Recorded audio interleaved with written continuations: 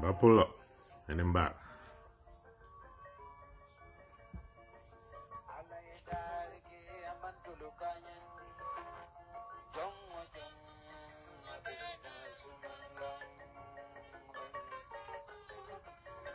Alaikum salam, Madam T. Remember, till below bed.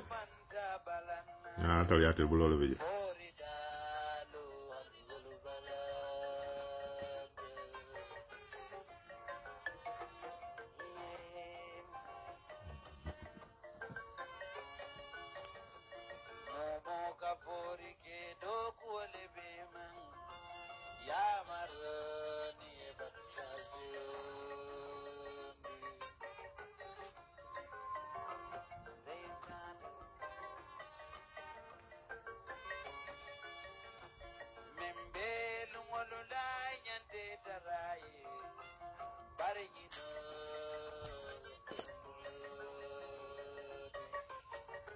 Thank you guys, thank you. I know I'm late, I was on the phone.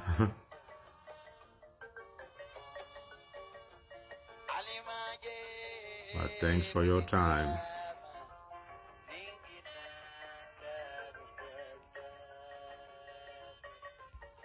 Can you guys hear me clearly? Thumbs up if you can hear me clearly before I jump into it. Mic okay, everything okay?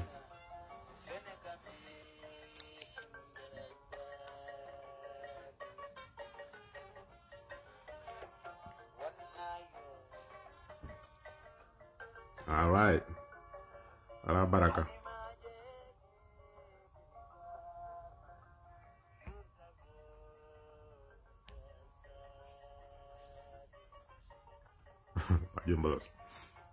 Anyway, I think I'll do this one in English because we're about to set the stage to get this show on the road. UDP 5-point agenda, UDP manifesto, because that's what we should care about. But before we do, we need to address the irrational fear that's being peddled on social media about what a UDP government is going to look like. It's unfortunate that that is something we even have to address, but it's a fact out there and we cannot ignore it. Knowing the Gambia and our penchant for just focusing on trivial issues, the real issues we don't want to deal with, we don't want to talk about, we don't want to address, they are not important. You know, it says a lot when we find people like, you know, Patalato, Patalato in Seattle, Mamotov, you know, before I get a live video on me. It's somebody we find entertaining to the point that, you know, we consider them a comedian. That says a lot because all they talk about is just trivial issues, non-issues, you know, personal attacks on people. We find that entertaining. That, you know, it shouldn't be. So that has seeped into our politics as well, to a point that we cannot even discuss issues that are in front of us. Can you imagine, like, the biggest political party in the country unveiled its manifesto and agenda? They have the clearest path to win the presidency, and we are not scrutinizing that point by point by point to see if this is actually something that can move our country forward. No, we are engaged in, you know, sad issues that have no bearing on anything, and people out there peddling a fear of a UDP government as if, you know, they're just aliens coming to invade the country and taking people to Mars or somewhere. So I feel like before we get into that, because once we do, we are not going to be distracted by any of that. We're just going to concentrate on what we need to sell to the Gambian people, because we have a very short window to do that, which is from now against December. So what we're going to do is focus on our agenda items and push that forward. Whatever else is going on the sides, we would not be involved in. So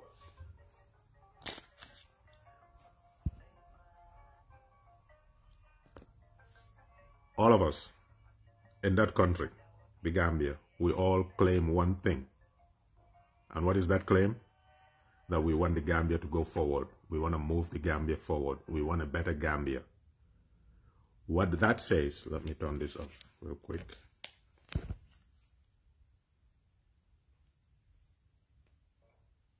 Okay. So we want to move the Gambia forward. Gambia first. Let's take care of our people. Let's take care of our economy. Let's take care of our environment. We want to move the Gambia forward. That's what all of us are saying. Whether you are UDP or PDOIS or Citizens Alliance or whichever party, that's what we are saying. That the Gambia is in a state that is undesirable and we need to move it forward to a more desirable state. How do we do that? That is the main question. How do we move the Gambia from where it is currently to where we want it to go or where we envision it to go? That should be our preoccupation, all of us. And no single person is going to be able to do that. So that is the primary question. How do we achieve that? We set goals. What are the goals? It's kind of like a business plan.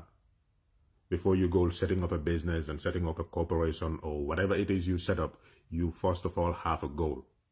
What do you want to achieve? Why are you setting up that business?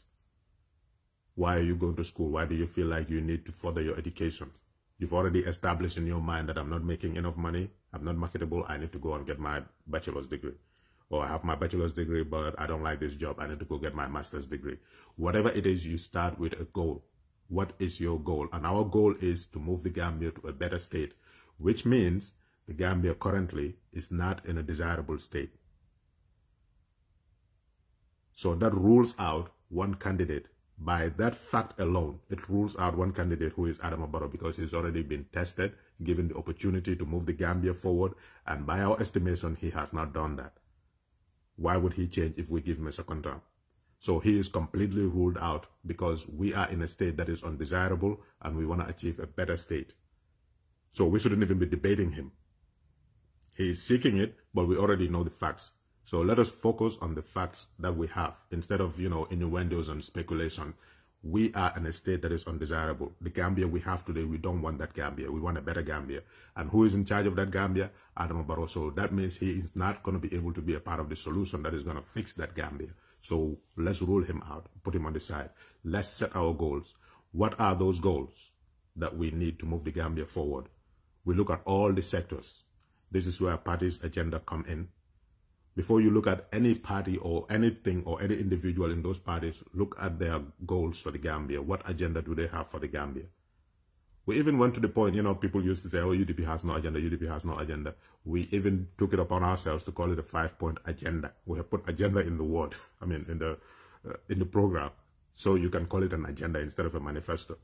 But the agenda is part of a manifesto, basically. Like, these are the 5 priority areas that we want to focus on. So what are those priority areas? Do you think that if we set these as goals, we are going to be able to get to where we need to get to, or at least make some progress towards where we need to get to? The fundamental thing about goals is that they have to be SMART. That acronym, they have to be specific. What specific goals do you have for the agricultural sector? Because that's the backbone of our country, whether we like it or not. When COVID hit and, shipping lines and all those borders were closed, what happened? We are not food self-sufficient.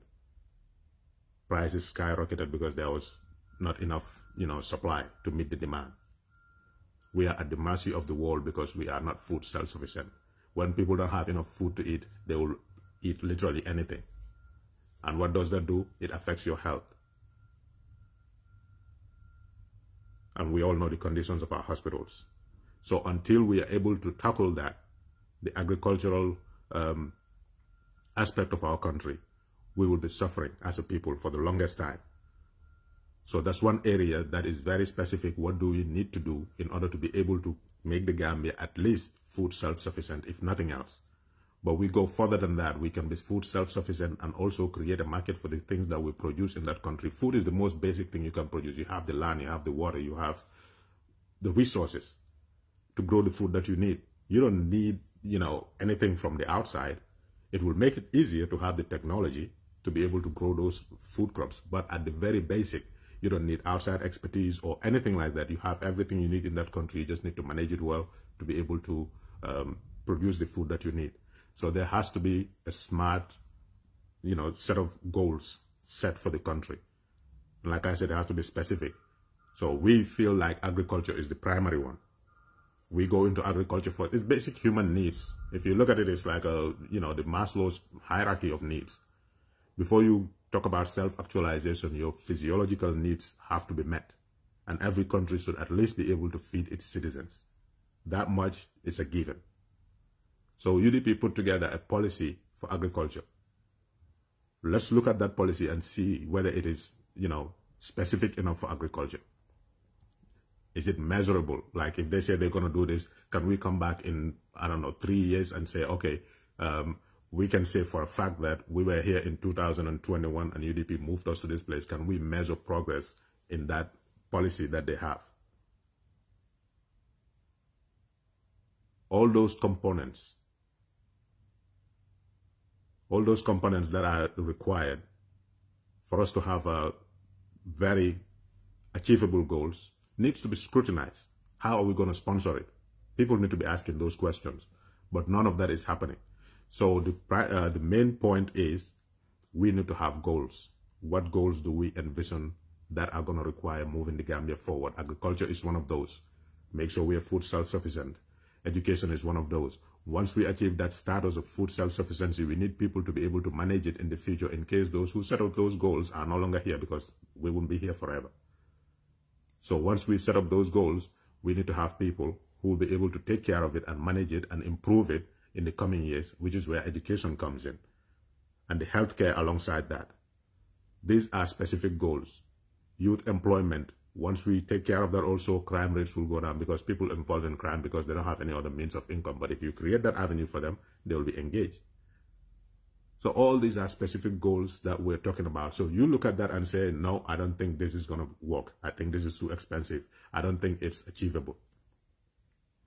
Or I think this is just, building castles in the sky. We're not going to be able to do it.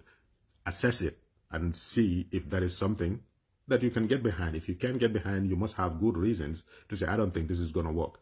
Then you come up with an alternative plan. That's why we have so many different parties. Look at theirs and say, okay, this one is going to work. I think I'm behind this. I'll promote this one. This appeals to me more. At the end of the day, it's about you. So you adopt the programs and policies that you think will move the Gambia to where it needs to go. But it starts with the programs and policies before any individual comes in. Like I said, it's like setting up a business. You have your goals that you want to achieve, how much profit you want to make. Why do you go into business? To improve the lives of the people or to make money? You already have your goals in mind, and how are you going to achieve that? Once you do, are you going to need help in achieving those goals? That's when you start looking for people to hire to work for your company. This is where it comes with the politicians. So, forget the UDP is headed by Dabo, forget PDIs is headed by Halifa Sallah, forget GDC is by Mama Kande. Look at their policies and programs, compare them, and see which one is more achievable, which one makes more sense, which one is more, realizable. And then you get behind that. So now we can achieve this. Okay, UDP has put up these very decent, very nice, set of programs, or PDIs have put up these, policies and programs. Now let's see if they have the people to be able to implement these programs effectively to benefit the Gambian people. That's when you start scrutinizing them. Who are the leaders of this political party? Because they are the ones who are going to impact policy. They are the ones who are going to implement policy. They are the ones who are going to be what we call public servants or civil servants when they assume the government. Those are the people. So you look at them and then you set your criteria. Like when you're hiring, I want Mbindan. What do I want? I don't want somebody who's working for my neighbor and they stole from them. If you know that you're not going to, hire that person because they're likely going to do the same thing for you. But you have your own set of standards. This is why I say every citizen has a voice. Every citizen has a say in national development. It is you. You decide what kind of person you want in that seat. You only have one vote. Yes, it might not impact anything, but you decide. Instead of attacking other people, jumping here, and there, find out who do you think is the best candidate to implement this thing for me. Consider your country as your business, because it is your business. Who do you want to hire to manage that business for you? So what does it take for you? Is it academic qualifications? Somebody has a master's degree, that's good enough for you. If they have a PhD, that's good enough for you. If they have a bachelor's, that's good enough for you. Is it academic qualifications that moves you? Okay, check mark that. which of the candidates met the requirements of academics that I feel like a president needs, or an administrator needs, or a civil servant or public servant needs. Check mark that and see. That will bring down your list because they don't all have the same qualifications academically. So which one has that? Okay, but academics has to go with, let's say, character. Whose character do I like more? At this point, it becomes personal preference. You know, objectivity is part of it, but personal preference. So what you prefer personally, you cannot force down other people's throats. So stop trying to convince people to look at a person in a different way than they already see that person. I like Dabo. What makes you think that you're going to tell me something about him that I already don't know, that you're going to change my mind? That is why when you attack, you have other people from the other side who will attack. Because why? You're telling them something about somebody they know something about. Now I'm saying a lot of some things. They already know this person. They've already made up their mind about that person. Now you're coming around telling them this is what it is. Show me evidence. You can't. So you're speculating.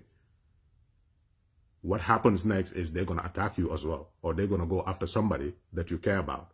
And what do? Oh, what about all these personal attacks? Why are we insulting each other? Because you attack somebody that I care about. There's this saying, I'm not going to say it, but it's an example, but it's kind of, you know, like basically this guy doesn't get angry. It doesn't matter what you do to him. You can insult his parents and everything. And this old man said, I can get him angry. I don't even need to say anything. So he basically told him something nasty about his, you know, setting, like Alamoro. And the guy said he was going to move hell and heaven to kill that guy because, you know, he said something disrespectful.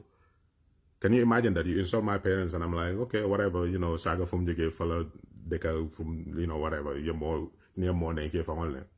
But then suddenly they say something about your setting because you cannot fathom, you're going to think of that person as somebody who is, you know, blamable or at fault in any way, shape or form. So he invited the wrath of the man. So when people care about a person, fine, you have your views of that person, but stop trying to convince people to change their views about that person because they already care about them. They already love them. They already respect them, whatever it is. Unless you have evidence, you know, one thing may be bad enough for you to not support that person. It is not bad enough for the other person. One thing may be good enough for you. And when people say, oh, character, do you know the person enough to say his character is like this? Because one incident doesn't define a person's character. It has to be a habit. What people do habitually, that's what their character is. But, you know, in politics, because, say, for example, when it comes to UDP, they say, oh, Dabo, he ruined the 2016 coalition. That's the only justification some people have. Fine. That's your view. Hold on to it. But stop trying to convince other people that what you see is what is right and nothing else is right, or their view is not right, and you keep convincing them that, and then in that process, you get into the realm of personal attacks and insults and denigrating statements, and you expect people to sit and fold their hands. They will not. I gave that example one time. I know people who are from the same mother and father. When they argue like brothers do, when they fight like brothers do, they insult each other's mother. I don't know why. It's a Gambian thing. Like, if you want to hurt somebody, you insult their mother. I guess that's what you do.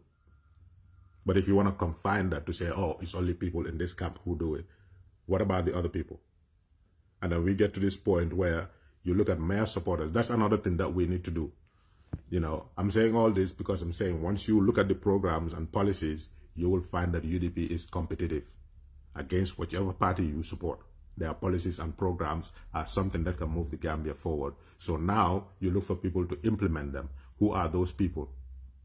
We are convinced of the UDP leadership because you look there academically, they're up there. Who's going to compete against them? Look at the whole entire executive. Who's going to compete against them when it comes to academics? If that is not your yardstick, and you say, oh, it has to be, you know, service to the public. Okay. How long has, you know, KMSM been in Gambian politics, holding the government to account? Since the days of NCP. Over 40 years. How long has Mr. Dabo been in politics? UDP just turned 25 years, but before that, he was in public service as a lawyer. During that time, what do you know of him that people say, oh, he stole my money, or he scammed me, or he did any of that stuff? 40 plus years in public service, you don't have anything to hold that person against that person except one incident, and to you, that's what their character is. That's irrational. It's illogical. It's just born out of your personal dislike for that person, but it's not grounded in any type of facts. So we need to get that straight. You have all these people in there. Before that, the late, Femi Peters. These are the people who brought the UDP up. And currently you have in their midst, people with very impressive academic qualifications and track records in service, both internationally and locally.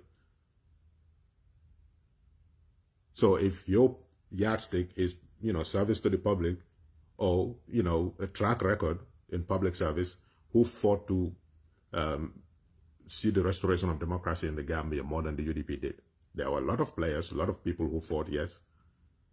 But if you're counting them, you'll count the UDP leadership in the top.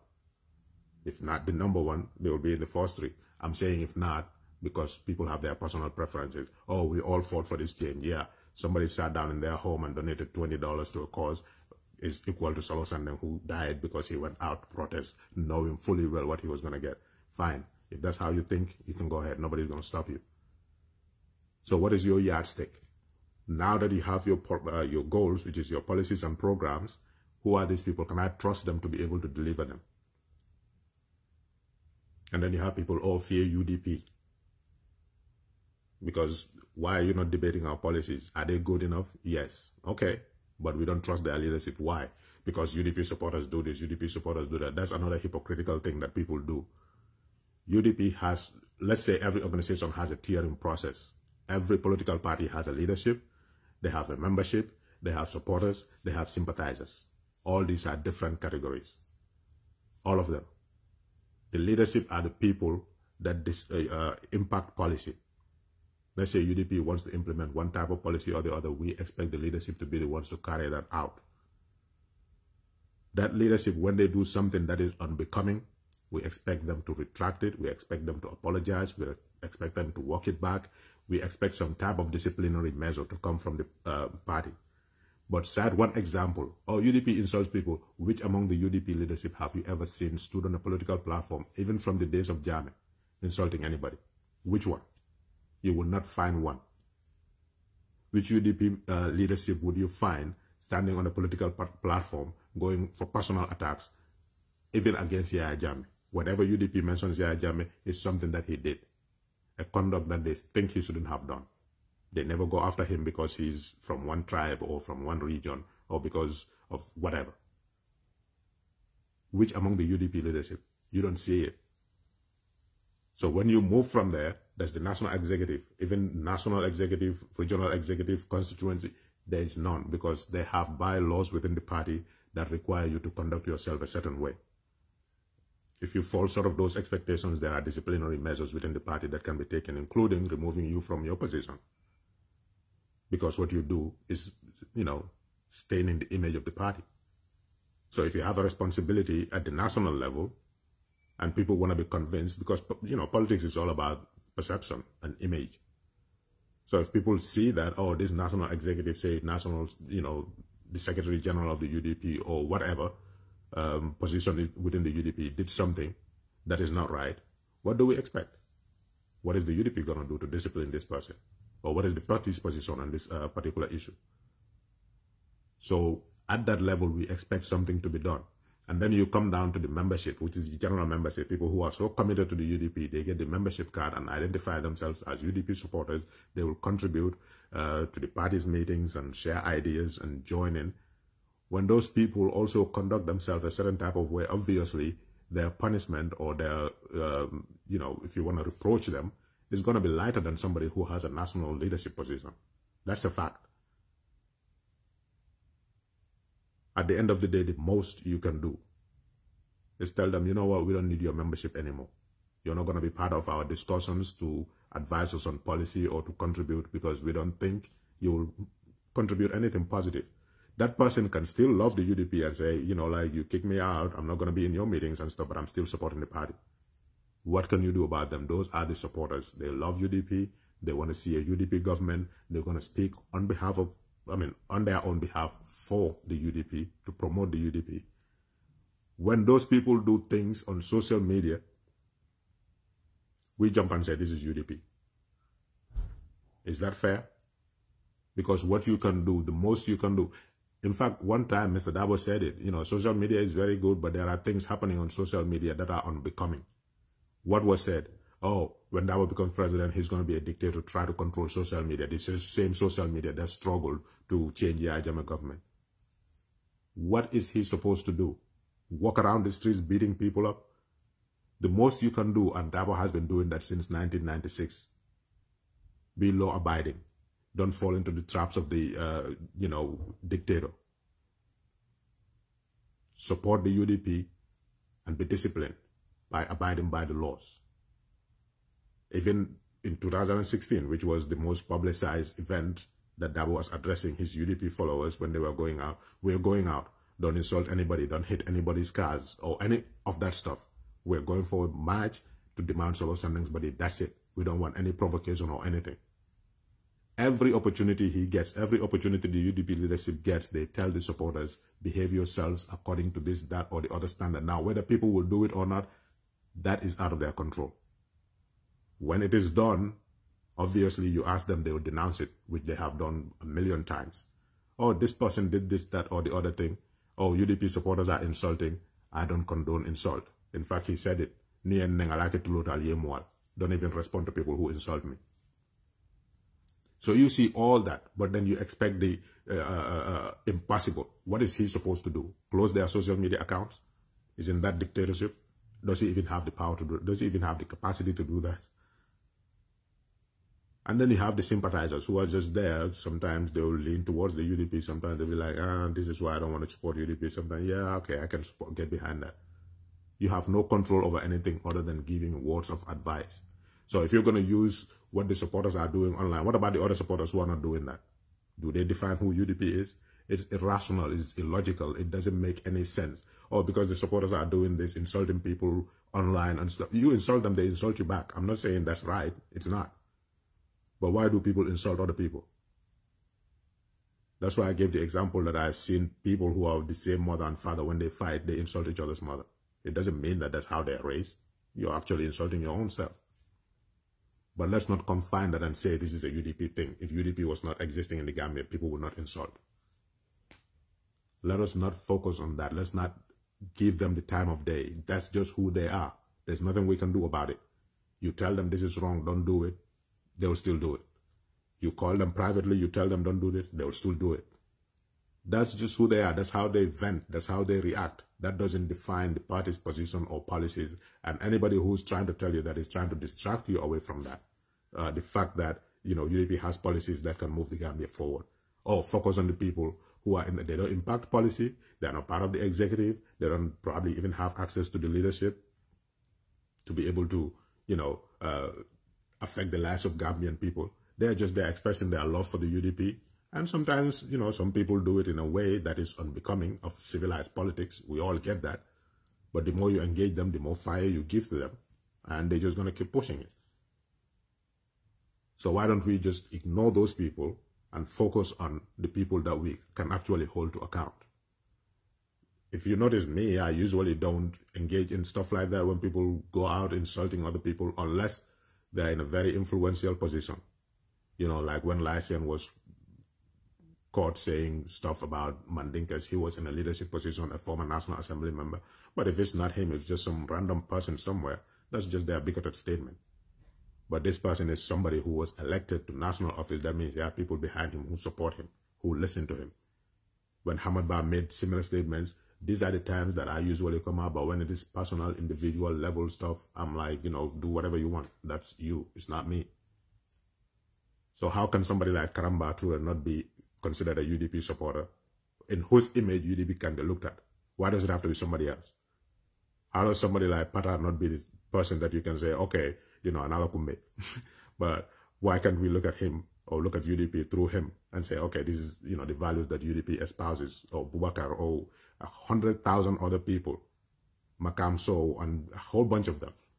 Why can't we look at those people and say, okay, this is, UDP. There is no specific values besides what UDP tells you. These are our values. And when you see the leadership doing anything in contravention to that, we hold them to account.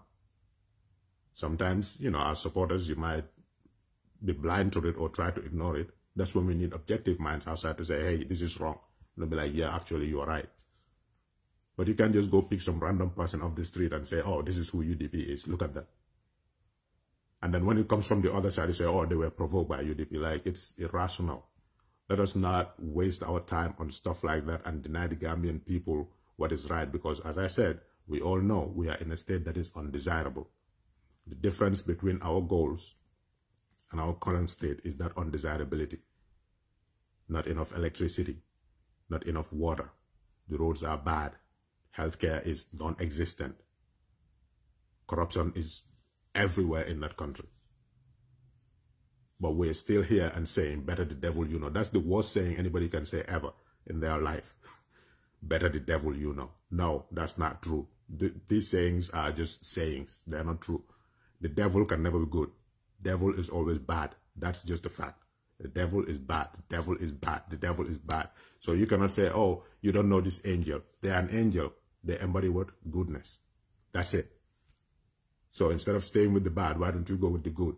Where is that good going to lead you? Maybe you don't know, but you know it's good.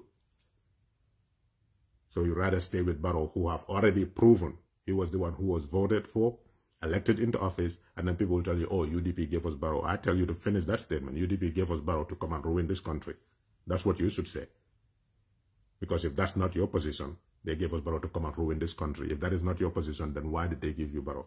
Like, he's completely a child. Even Barrow should be offended by that. Like, he doesn't have any power to act on his own. Whatever he does is UDP. And that's the funny thing. Like Fabakari was saying, Barrow was a political novice when he came.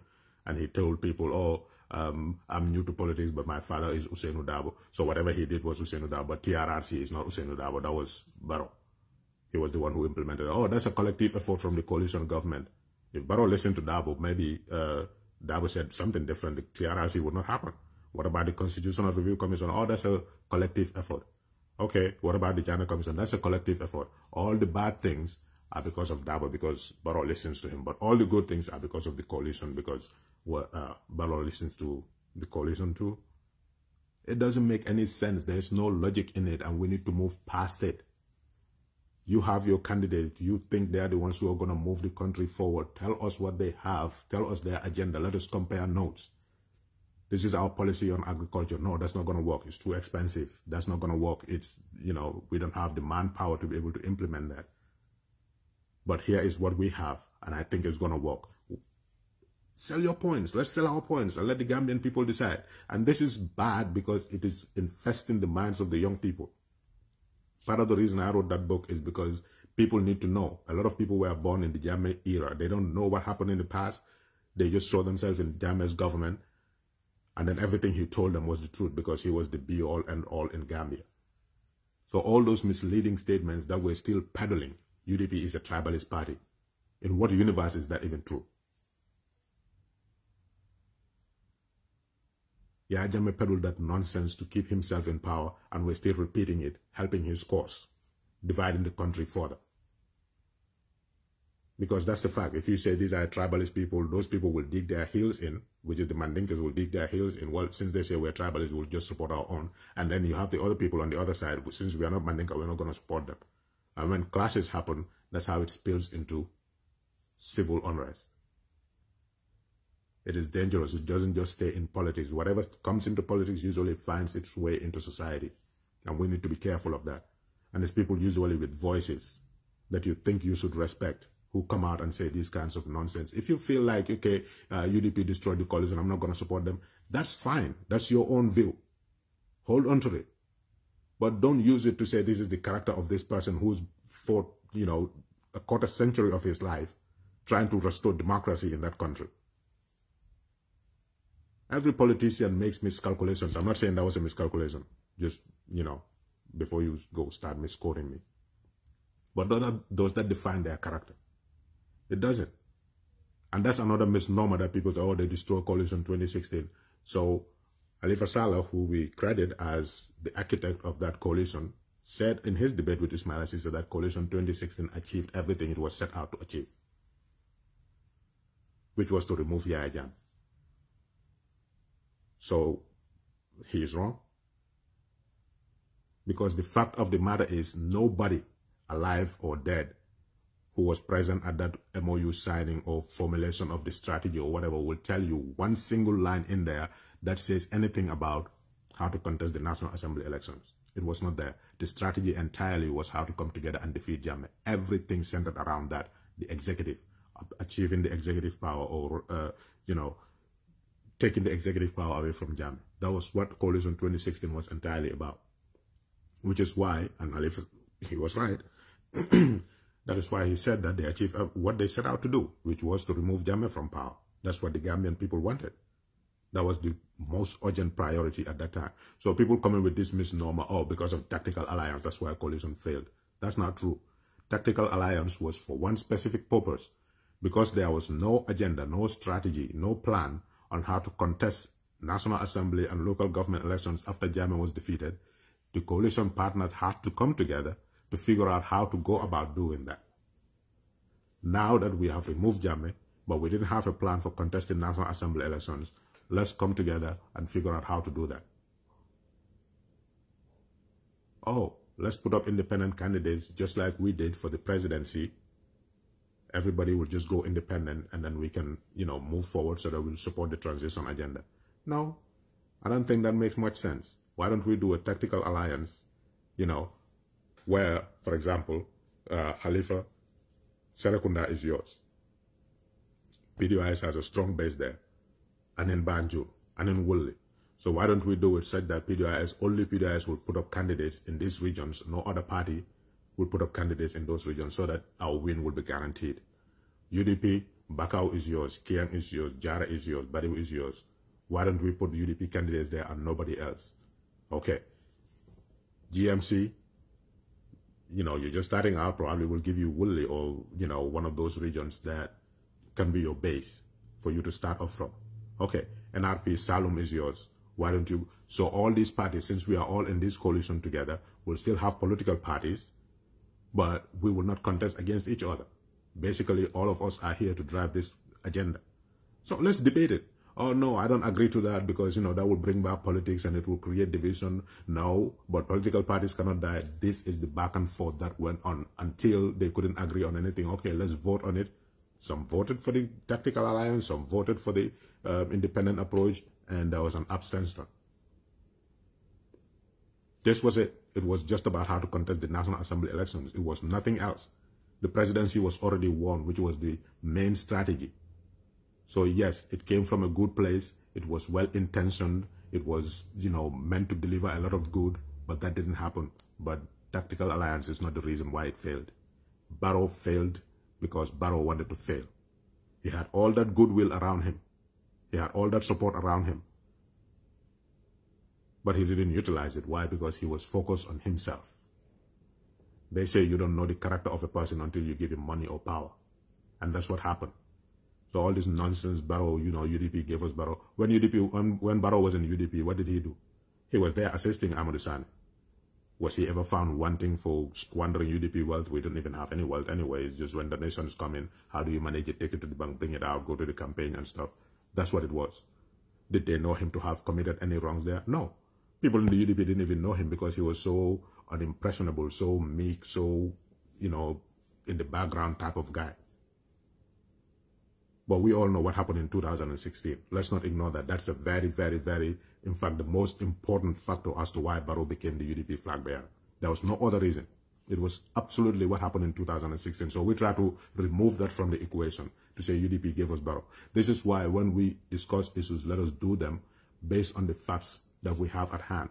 When UDP leadership was all rounded up and put in jail, who was there to support the UDP women who are going out every day to Banjul to support them? So at some point you feel like, hey, we are on our own. If we don't buckle up, we're going to die as a political party. So you look within. Why are you going to, look outside when nobody is supporting you? Right or wrong, that's what the feeling is. We're here, kidnapped our leaders, being taken in front of kangaroo calls, and the other political leaders, besides the one time that OJ came, to show solidarity at the courthouse, all we saw was probably letters being written. What was happening in the background, we probably don't know, but in the public eye, that was it. So if we don't buckle up as a party, we're dead. And that's what happened. We need to look within and find somebody.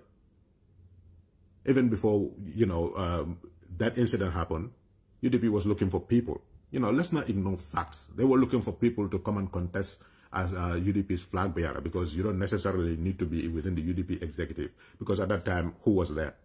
It was old people. The Femi Peters, the Kemesengs, Amadou Sane was already in jail at that time, Mohamed Lamin Sane, all those people were old. Where were the young people? A lot of UDP's support base was abroad. A lot of them were exiled. A lot of them were already there and declared their support. But within the country, who was there? They approached people who wanted to be associated with UDP. I keep saying that even on social media, people know you're a UDP supporter, they unfriend you because they want to go to holidays in the Gambia. These are all facts. So what do you expect? Somebody to be fighting for 22 years or 22 years, fighting a dictator, losing so many lives in the process, and just when they lost one of their most influential people to torture and the entire executive rounded up, you expect that party to just fold and say, okay, we're going to just stay out of politics because this is not for us, when all those people have died in vain? No. The party has values. And if you're a member of that party, we expect you to abide by those values. Just like I said, membership, sympathizers, and supporters. So if you're a member of the party, we expect that you value the same things like democracy, rule of law, fight against corruption so you can, improve the lives of the common person. That is what we believe. So if Barrow was inside the UDP and we never found him to steal money or, to do anything unbecoming or unexpected of somebody in that leadership position, we expect that he at least values those things. Because opposing Yahya Jammeh back then and being in the UDP was a risk by itself. So if he was there, we're like, okay, yeah, maybe he shares the same values. So once we win the presidency, these people are in jail, they can come out and they will be around Barrow to support him so that he can move the Gambia to where it needs to go to. You had everybody in that same camp. Halifa Sallah wo, Sidi Ajata wo, Dambo Bifos wo, all of them were there to give him the support that he needed. But as soon as that hard battle was won, Barrow's true colors showed. And you want people to be responsible for that? What about his own personal responsibility? That shamelessness that you know how you came to power. And you don't want to be, held down by those values that people stood for 2 decades. Spitting on the grave of Solo Sunday.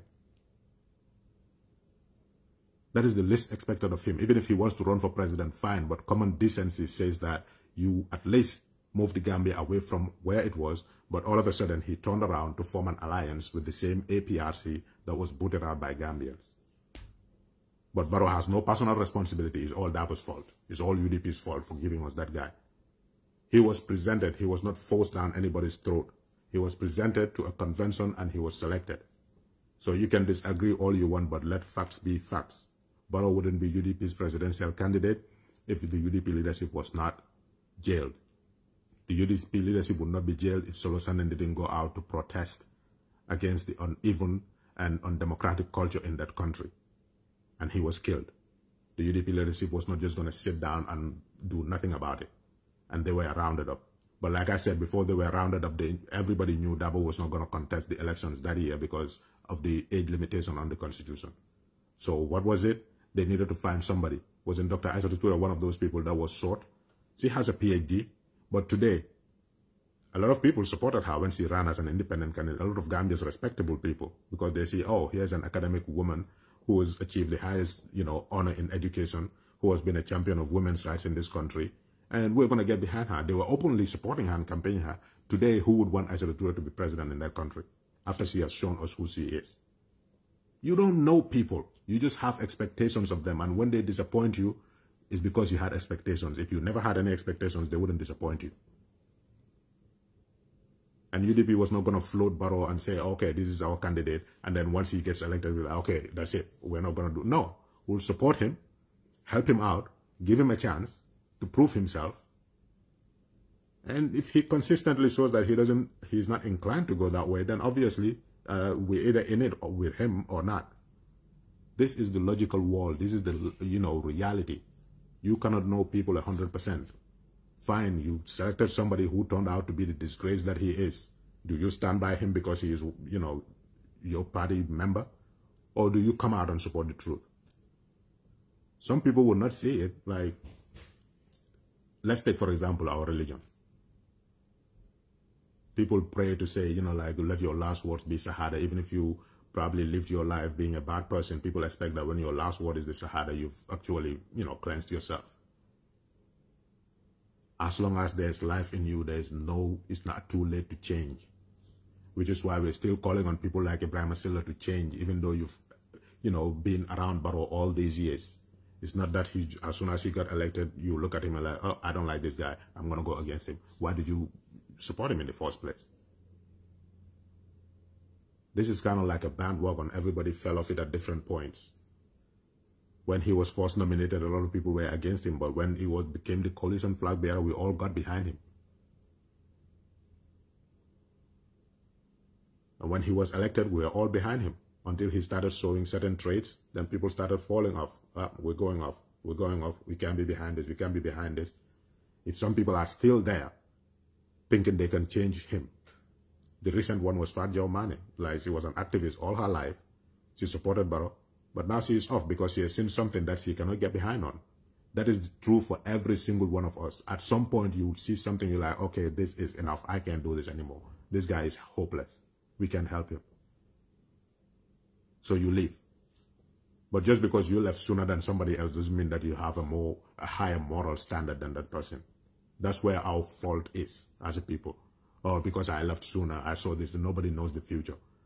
You cannot be here condemning Moria, visiting settings, and then tell people, oh, I knew what the future was going to hold. That's why I jumped. No, it's not true. You just saw something you couldn't get behind, you left. That was not good enough for somebody else, they stayed. This whole APRC thing was not good enough for Fat Joe, he dropped off. And we're calling on people like Ibrahim Asila and people who are concerned to jump off as well. People like say Omar Faye were with Jammeh up to the very last minute when they knew whether he kicked and screamed he was going to go, they jumped off. I don't approve of him being the defense minister or in the government, but that's at some point realize, you know what? Even though all these years I didn't support Jammeh, I supported Jammeh and helped him and I still stand by him. At this point, Gambians have decided they don't want Jammeh anymore. I need to be on the side of the Gambians. It doesn't matter how much I love Jammeh, which I think they do. So that in itself is an act of redemption to a certain extent. But we cannot just hold on to this one thing and say, like, this is it. This is what defines this person. When they have dedicated decades and decades of their life to public service, and you cannot cite one single incident where you can reproach them. So let's get off this. I'm not saying that, come and support UDP and all that. Those who've made up their minds have made up their minds. But for you, the young people, what should guide you is what kind of country do you want to live in? Let that be your question. And then look around. See who has the better policy or the policies that you think would be able to improve your country. Once you do, look within their leadership and say, okay, can these people actually deliver this? No. Then take some of their ideas that are good in their manifestos and in their policies and take them to a different political party whose leaders appeal to you and tell them, I think we need to be able to take this and incorporate it into your policies and programs because I think they're good. That's why they're out there. You like a certain leader better than the ones in UDP, but you like certain policies in UDP, take those policies and take it to your party leadership. Get involved. But you cannot be sitting on the sidelines. Everything that people do, criticize. Everything that they do, criticize. And you cannot defend one point of your party's agenda. But you're out there, attacking people. It's a sign of ingratitude when people have given all their life fighting to restore democracy in our country. The very least they expect from us, or they should get from us, is to respect them. They have earned their badge of honor. Let's not try to take it away from them. We may disagree with them politically, like I do with Khalifa or the PDIS, but I do not disrespect them for once. Because I know they have done something that I was not able to do. Standing by the country. Sometimes you love somebody, but that doesn't mean that you can be with that person. Because you disagree with them on one thing or the other, and that thing could be fundamental. But it should not be to a point where you start disrespecting them, where you start insulting them or looking at them as if they are unpatriotic, which is what a lot of people do when it comes to the UDP. Just because you don't like Dabo personally doesn't mean that he did not sacrifice for that country. Doesn't mean that he didn't do any good for that country. And you recognizing that good is not going to take away from your party. And me recognizing the good that some other political party leader did is not going to take away from UDP. I'm UDP. Until I see a different leadership that I do not believe in, I'm UDP. That's it. I'm not going to say UDP forever or die hard UDP or whatever that people say. That's extreme. But as far as the current leadership is there, I'm UDP. As far as those policies are there, I'm UDP. And until this party selects somebody that I feel like is not suitable to implement those policies and programs, then I'll probably take a step back and assess.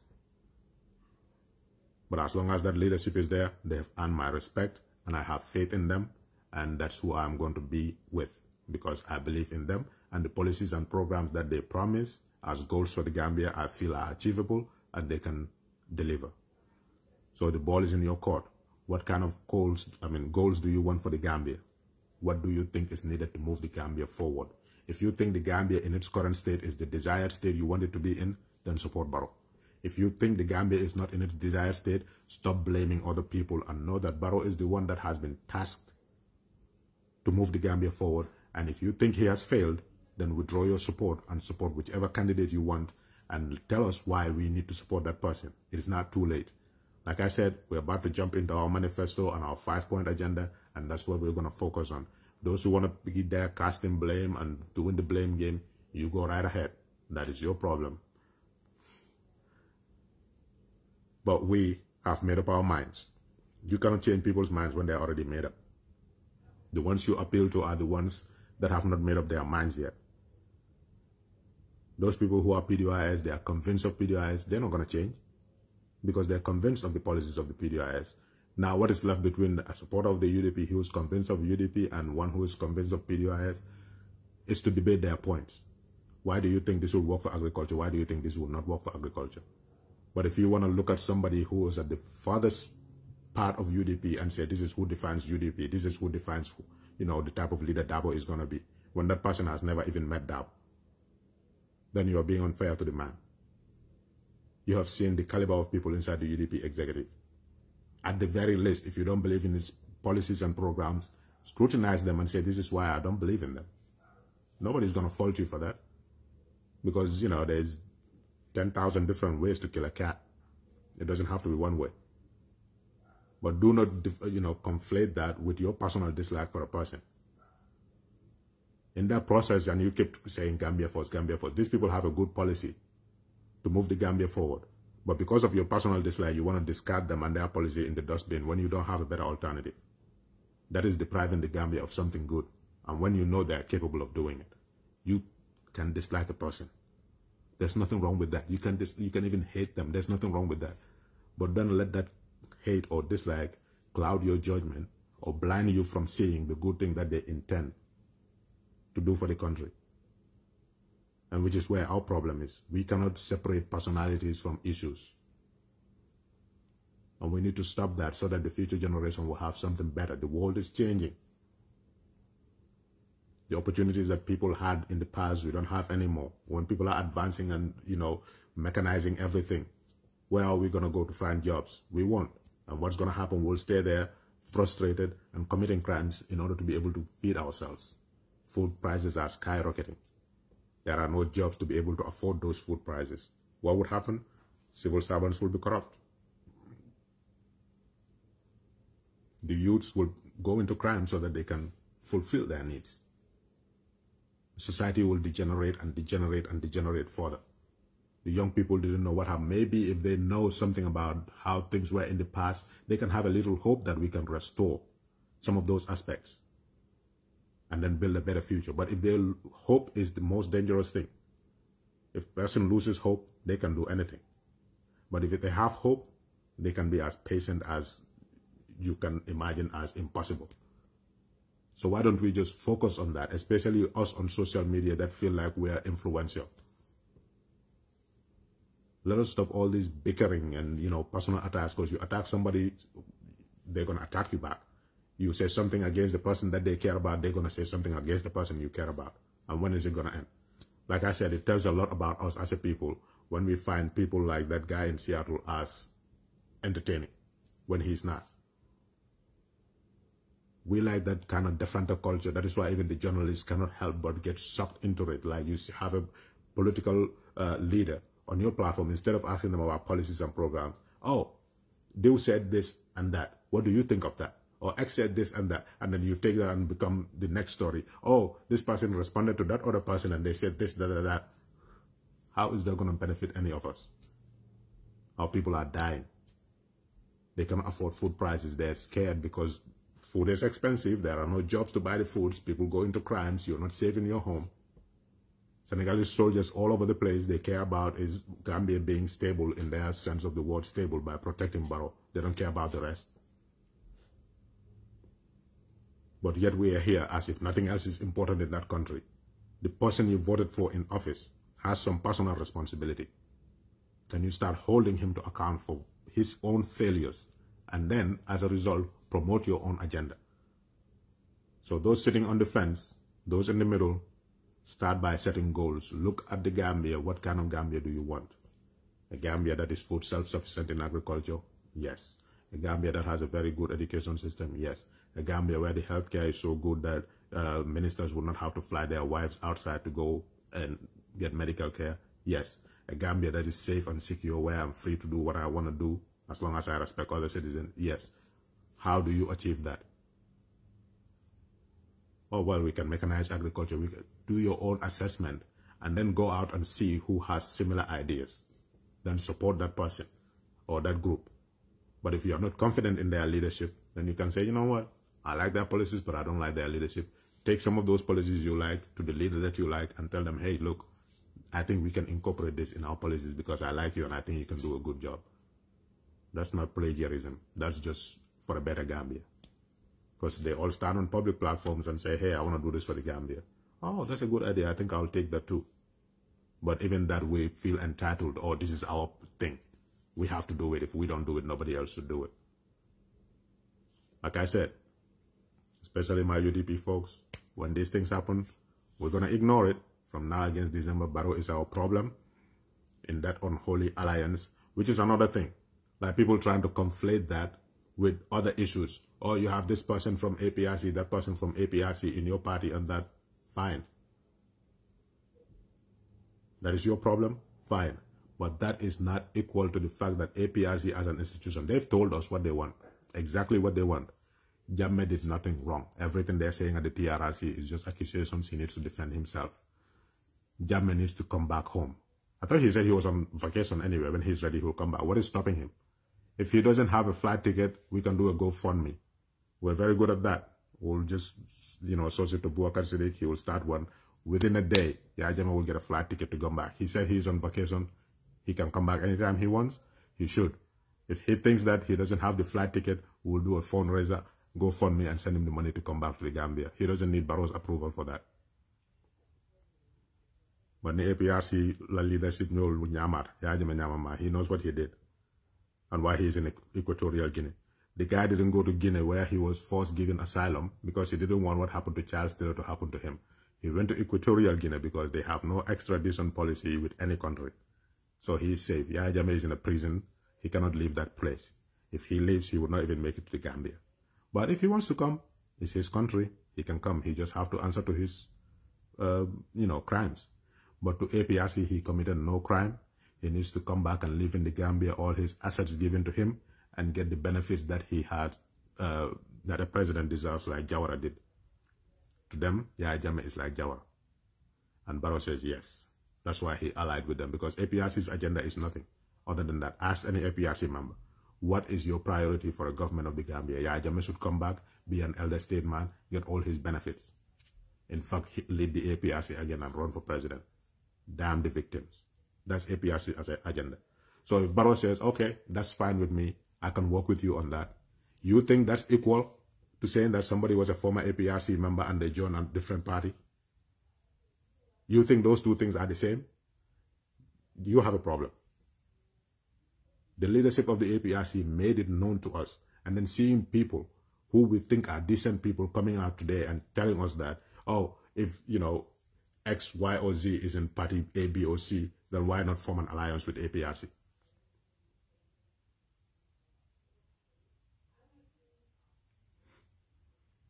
The Gambia sometimes is like, you don't, like, logic is out of the window. Common sense is out of the window. APRC, there are people in the APRC, when things happen They didn't believe it. People go on political platforms and say, this is what Yahya Jammeh is doing, that's what Yahya Jammeh, oh, that's political talk. People say it on online radios, oh, that's political talk. And then TRRC came. A lot of them got regretful. Wow, we didn't even know that was happening. Those people left APRC. But the leadership of the APRC are hell-bent on keeping that status quo. They want to be in denial. They want to keep enjoying the things that they were enjoying. They want to be relevant in Gambian politics, so they will lie, they will connive, they will do whatever they need to do to stay relevant. We know that, and that's what they are doing. So when those people are unrepentant, still stuck to their old ways, believing that Yahya Jammeh did no wrong in that country, you think those are equal to people just because they were previously in the APRC regime? Of course, everybody has. Why do we blame ourselves? We are all culpable for what Jammeh did for 22 years. We did nothing about it. We blame ourselves for it. We should have done more. So in a sense, we are all culpable. But that doesn't diminish the fact that some are more culpable than others. Yes, those who serve as civil servants in his government and said nothing. Those who actively campaigned for him on his political platforms and supported him openly and telling people, look the other way, there's nothing wrong here. Those who fought for him, verbally, physically, and those who actually went out and killed people for him, and those who gave the orders to kill people, all these are different categories of people. They're all culpable, yes. But the APRC as an institution, as it exists today, wants to perpetuate that, and they said there's nothing wrong with any of that stuff. So even if those people left, say, for example, say Omar Faye was part of the APRC, he's in the Barrow government, nobody's calling for his head. We just think it's immoral that he is in there, and he's NPP, because if you're not NPP, you'll be out of that government by now. Tangara was part of the APRC as a foreign minister. Mamburin Jai was part of it. Alaji Caesar was part of it. Sidin Jai was part of it. All these people are inside the NPP. But nobody's calling for their head. So as soon as they form an alliance with the APRC and we started talking, and you're like, oh, there are APRC members in other parties, and they're not in the Barrow's government. Are they not members of the NPP? All these people I mentioned, they're all APRC, but nobody's calling for their heads. We think it is wrong. We think it is immoral, unethical to have them be part of this new government. But we all know they were APRC. They supported Jammeh up to the last minute. So if you're going to draw equivalencies between those who are in, other parties and those who are in, Barrow's government, that is where you need to draw the line. APRC would approach no other person to form an alliance with besides NPP, because they saw Barrow as weak, greedy, clueless, incompetent in every single way. So they're like, oh, we can manipulate him, we can get him, so let's go for him. Who else would they come and face? So now they created their cabal of, oh, let's go and attack UDP and people will hear us. Yeah, Jammeh had all the power in that country. There was no alternative media. Nobody will go on Facebook Live and listen to it in the Gambia. Nobody will send WhatsApp audios in the Gambia and have people listen to it. You didn't have access to online media in the Gambia. Everything was shut down. It was GRTS radio, GRTS TV. Yeah, Jammeh's propaganda machine. And he can say anything he wants about anybody every single day. And it will be broadcast and highlighted for weeks. He goes to a political rally, highlights of President meet the people talk, highlight of President meeting the people of Fonyi, highlights of this, insulting, not insulting, but denigrating people, telling lies about them, castigating them. Yeah, Jammeh did for his, I would say, 15, 20 years of his reign. That didn't stop UDP. You think all of you coming together is going to stop UDP? No. So what is important now? Let us focus on what the issues are, try to address those issues, and move our country forward. But